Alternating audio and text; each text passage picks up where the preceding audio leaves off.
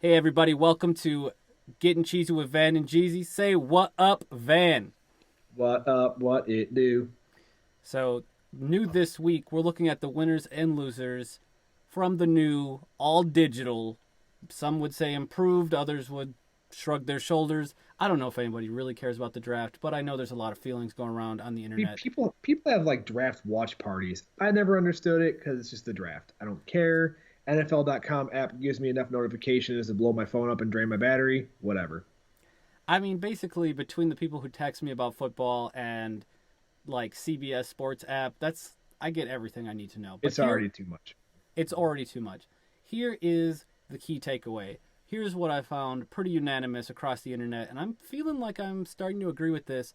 Ohio is looking good. Cincinnati, considered one of the biggest winners of the draft this year, coming in, building really a team. They get a new quarterback, they get some star talent around him, the quarterback being Joe Burrow.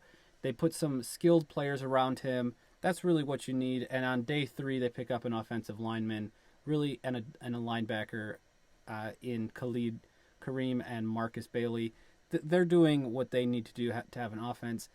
I come Play, back to this. Players go to die. Players go to die in Cincinnati. And I will tell you, Jeezy, oh, the state of Ohio will not make an asshole of me again. I made that mistake last year with the Browns. I'm not doing it with the Bengals. Speaking of the brown streak on the backside of Van, the Cleveland Browns are also considered one of the best in class for this draft season. Got what was considered arguably the best offensive tackle, number 10 overall, in Jedrick Wills. Day two, they get LSU's safety, Grant Delpit, and they got some more value even on day three, picking up interior offensive lineman Nick Harris, wide receiver Donovan Peoples-Jones, and tight end Harrison Bryant. Uh, they're putting together a team that makes sense on paper. We said this last year. We said it last year. And we said all this last year, and look, I'm not willing to soil my backside over this team, but I do want to say that Ohio, they seem to be, they seem to be making good decisions. Let's see if No, that, no. see if that. I mean, we just got to see if that translates to some And they have W's. terrible roads. They have terrible roads. I've almost died in a pothole. All right, fine. I mean, you're right. We go down to Arlington, Texas. Dem Boys, another team touted as having one of the best draft classes that they've had in recent memory. I mean, obviously this is preemptive. We've not seen this talent amount to anything, but they pick up, consider what was considered the draft's best wide receiver in C.D. Lamb. They had a couple more productive days picking up cornerback Trevon Diggs, defensive tackle Neville Gallimore, both valued much, much higher than where they were selected. And don't forget too, Tyler Biadasz out of Wisconsin. Go Badgers. Go Badgers. Offensive lineman out of Wisconsin. Go Badgers.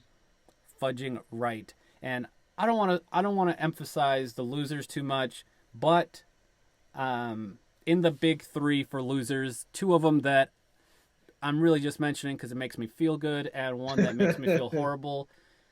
The Patriots considered one of the worst draft classes they've had. They added a It's bunch of because it's because Bill Belichick walked away for a minute and his dog was sitting in his chair trying to draft people. You see that? just doot doot doot doot. I mean, whatever, you get what you get and you don't throw a It's, fit. But this, I mean, they picked up some linemen.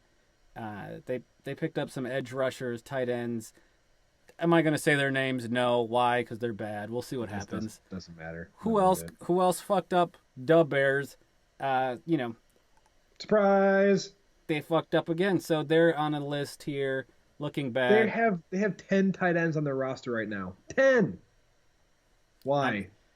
quote from CB. I don't know why to that, but I just want to add one line here. Quote from CBS Sports. Chicago ended the event by adding two relatively unknown prospects, offensive lineman Arlington Hambright, who, and Lachavius Simmons. Huh? Those are good names. They're good names, but and I'm sure they might be great people, but it doesn't seem like they got a lot going on. And And see, now, ladies and gentlemen, for the unanimous worst draft this year. Go ahead. And now I'm cheesing my way back to you, Van. That's sad. With Oh, the it's the Green Bay Packers. burning cheese Not good. inside. The cheese is melting here in Green Bay. If you watched the episode prior to this, you will see our analysis of the Packers draft. So go head on over, watch it. Check it out. Question, hypothetical on our way out here. Who is under more pressure now to win a Super Bowl? Both Packers guys, Packers related guys. Mike McCarthy in Dallas, Aaron Rodgers in Green Bay. Especially with Dallas is a good draft. Who is on the hot seat now? You guys think about it. We'll think about it. We might tell you what we think. Who knows? Leave some comments below this video, and we'll also respond to it that way. Yes, we will.